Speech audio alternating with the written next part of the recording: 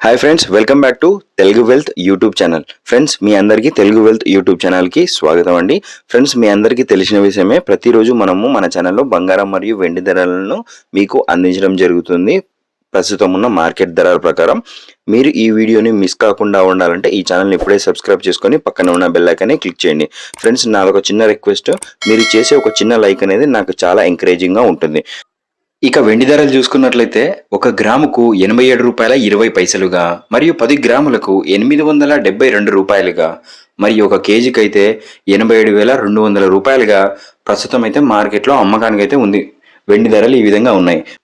మరి అదేవిధంగా బంగారం ధర చూసుకున్నట్లయితే 22 క్యారెట్ల 1 గ్రాము బంగారం ధర రూ.